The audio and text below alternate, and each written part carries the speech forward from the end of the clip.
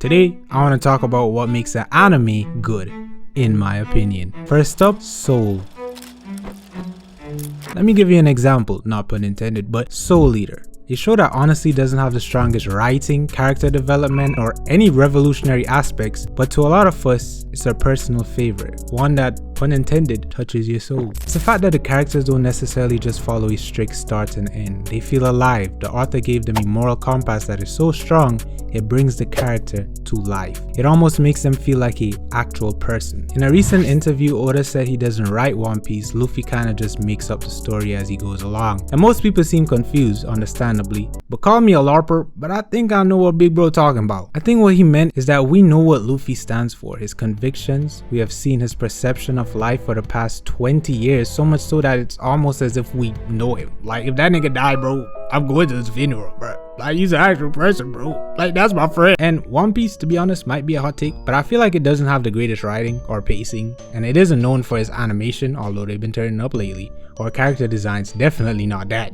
Cause what the fuck is that? Yet it's still everyone's favorite show. Cause it doesn't just feel like we're watching a character following a plot. It feels like he's creating it. I think the big three are the shows that understand that the most, hence why they are the big three. All of the main characters are super moralistic, so much so that it gives the viewer an aspect of relatability and realisticness, because every person has their own moral compass. And I don't think it's a coincidence that Ichigo, who is the weakest in that aspect, is also known as the worst out of the big three. To many, of course. That shit fired me. I still got One Piece and Naruto over it though. Anyways, K-Project is a show I just recently finished, and honestly, it's became one of my favorites. Now, if you've seen it, the writing and direction is all over the place. I mean, it felt like they were just making the shit up as they went along, bro. But the one thing that stayed constant throughout the entire series was the characters and their convictions, and that is very important. See, I've realized a good show, movie, TV series, YouTube video, whatever media it is, needs to have something for the viewer to follow. What I mean is that some shows have a good plot with two flipping characters, and at times when the plot begins to falter, the characters have no foundation, and that's why fall-offs happen. So these are some examples of characters that go against their morality and convictions, and well, you could see the outcome. Because having a straight line plot is important, but I think this aspect is even more so. For example, widely thought as the greatest anime of all time, Attack on Titan. Now I'd reckon, but most of us growing up watching it, the plot was all over the place. It was so intricate and confusing, so much was going on, it left your brain floating. But the anchors were the characters. From the beginning to the end, we knew what type of timing Eren was on, and we knew that even though at the time we didn't understand where exactly the plot was heading, it would bend to the will of Eren. And so said, so done. The show went a million places, even some of the other characters had a change of virtue. But they ensured that there was an anchor, a direction, a thing to attach to. Here's the best example I can think of the opposite effect. Tokyo Revengers. I'm not gonna lie, that first season was meat. Honestly, it was in my top 3 for a little minute. It had cool character designs and interestingly enough plot, cool fights and badass characters, except the main character himself, Takemichi. Every episode, this nigga vowed to become stronger to protect those he cares about. In short, stop being a bitch, and that never happened. As such, the story kept looping over and over and over and over as the character didn't develop. He gets his ass beat, restarts everything, literally, find help, still lose, and so on, so forth. What was meant to be the main anchor simply kept floating, and as a result, it lost the interest of me and all my niggas. The story kept progressing while Takemichi just became an object in the plot and not the driving force behind it. Basically, what I'm trying to say is a good show creates a character, gives them morals and goals, and uses that to push the plot. A bad show creates a character, gives them morals and goals, and makes them ride on the plot, not really affecting or steering it. Number 2, creativity. The best recent example I could think about is Gachi Yukuta or Gachi Kata. I don't know, y'all know what I'm talking about. That shit was fire because the author was comfortable taking risks. The colors, the diversity, the character designs, the power, the way the characters interact with each other, the random human-like behavior out of nowhere makes the show feel alive. Unpredictability. Kei Urana, I probably butchered that, is amazing at throwing ink at paper and letting it take form. The show, while clearly directional, still has moments of unpredictability. She understands the anchor concept, where she allows the show to do crazy wild shit, but we know Naruto finna lock back in and try to get back to the surface. But that's kinda based on my last point, so back to creativity. The power system was refreshing, not anything unseen, but definitely done better than some of his predecessors. And the artistic style, I love me some vibrant colors in the dim world. Man, y'all already know what my favorite part is. But when I tell you I was shocked they made the leader of the squad a nigga, cause don't think we ain't noticed. Y'all just throw us a bone with no real intention of having that character play any actual importance to the show.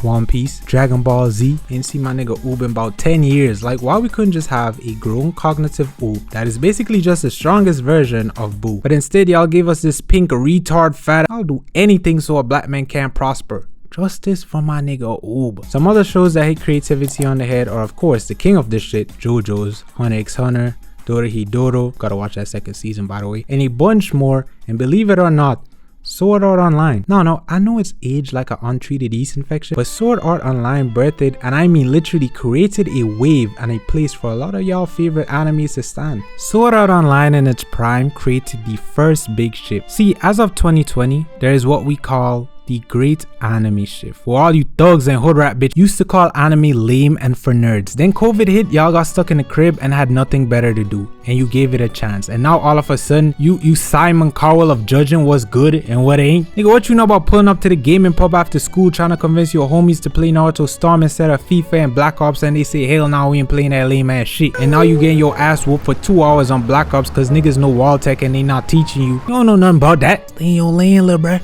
We don't want you over here, don't switch up, nah. As I was saying, I watched Sword Art Online while it was airing. And you see the hype that JJK got? The internet wasn't as prominent back then, but it had that level of hype every episode. It was something not unseen, but finally perfected. The animation at the time was like showing a Victorian child a 4K dog podcast. The shit was mind blowing. Number 3, understanding what your show is and doing just that. The best example I could think of is Tokyo Ghoul. Now, to be fair, the later adaptations were horrible. But with that being said, the show went from, hey, we are ghouls, to one big confusing therapy orgy. Why does Kaneki have schizophrenia? Why does my MC have a identity crisis? Nigga, you're not even real. Another example is Darling in the Franxx. Now, that show always was very weird to me because it felt like the first industry plant of anime. One day I deadass woke up and all of a sudden this random show was now being called him. 02 overtook all my Discord waifus in a week, bro. Fucked up my whole shit. But anyways, it went from a very mysterious world filled with monsters that these children molest each other to charge up mechs to fight, which in itself odd, but at least I could follow along. But then 3 episodes were this drawn out flashback of their past where they edged us and didn't really explain shit, and in 1 week I tuned in and this bitch done turned into a Jaeger, and now they fight in some German space Nazi army. Like, how did we get here? Those 2 shows had so much potential to be great, but tried doing too many things at once and didn't excel in any part. A show that does the opposite is JJK. I could be wrong, but I don't think I've seen a singular episode where them boys ain't get to boxing. They get straight to it. It may not be none crazy every episode, but some poor curses getting turned inside out. They do give us lore and plot, but that shit is strictly meant for you to understand why they're boxing. Solo leveling, same shit. Them boys is gonna box every episode. The plot is secondary, and though they may never go down as the most philosophical, thought-provoking shows, it has done what it has set out to do, and amazingly so. Lastly, this might be my own personal pet peeve, but competency. You ever watch the show and the entire time the characters are like the most unaware, incompetent motherfuckers on the planet?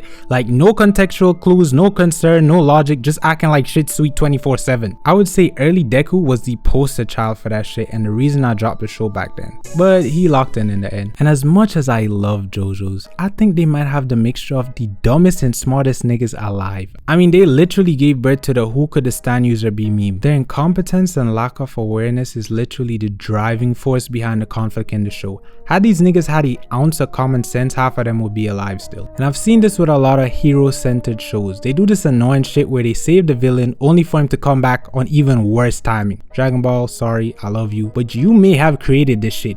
Why did you revive Frieza? Why did you give the op a perk 30? Why are you not putting a hole through these niggas' chests while they're transforming, for 20 minutes. My goat would never. But anyways, that's it. I think those are the 4 traits that if you master, make an amazing show. And if you think about it, your top shows, I can almost 100% guarantee do those perfectly or decently.